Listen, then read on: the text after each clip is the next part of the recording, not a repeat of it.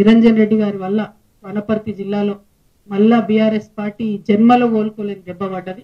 ఆయన చేసిన అవినీతి, ఆయన చేసినటువంటి అన్యాయం, ఆయన బీసీల మీద పెట్టినన్ని కేసులు, ఆయన ఉద్యమకారుల మీద పెట్టినన్ని కేసులు, ఇవన్నీ ఒక్కొక్కరు చెప్పుకొని కళ్ళలో రక్తం వచ్చేటట్టు ఏడుస్తున్నారు. ఒక్కటి కాదు, మూడు ఫామ్ హౌస్లు కట్టుకున్నారు. ఆయన ఒక్కసారి ఎమ్మెల్యే అయితే, ఒకసారి మంత్రి అయితే. కానీ అందులో అసైన్ భూములు ఉన్నాయని చెప్తున్నారు.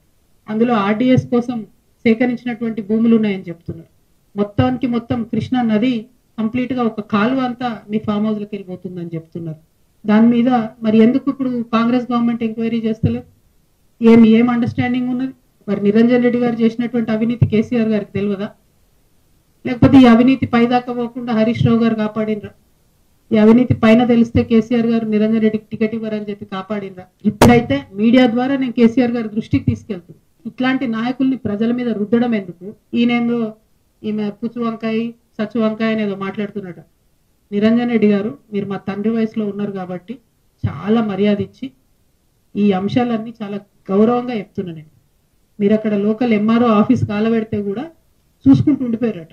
మరి అది ఒకవేళ నిజంగా కేసీఆర్ గారికి తెలిసి ఊరుకుంటే మాత్రం 100% అది తప్పు అవుతుంది, అది కరెక్ట్ కాదు. ప్రజలు మంచి తీర్పు ఇచ్చారు.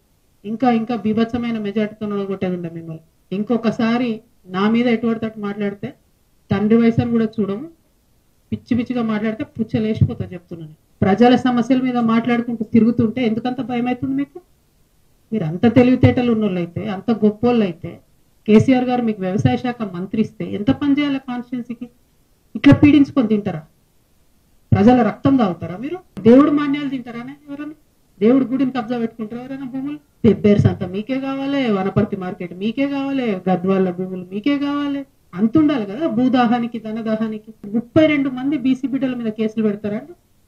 ఒక్కసారి కాదు, రెండు సార్లు జైలుకు పంపించారు ఒక్కొక్కరిని. అయితే ఏమన్నా రాచరికమా? ఊరేస్తారా ఎందుకు? నెక్స్ట్ ఈయన హరీష్ రావు గారు మనిషి కాబట్టి ఏమి చర్యలు ఈయన మీద కాంగ్రెస్ ప్రభుత్వం తీసుకుంటుందని నేను బలంగా నమ్ముతున్నాను.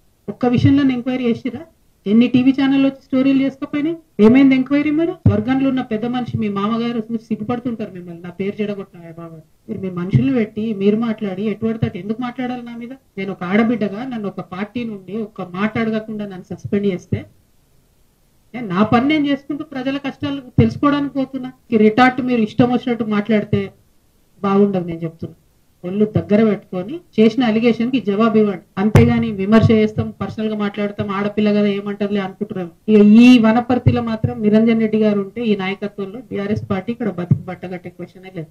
ఉద్యమకారులు ఏడుస్తున్నారు, ఆ పార్టీలో ఉండలేక మింగలేక కక్కలేక చచ్చిపోతున్నారు. ఇట్లాంటి వాళ్ళని మాత్రం ప్రజల మీద రుద్దడం అన్యాయం.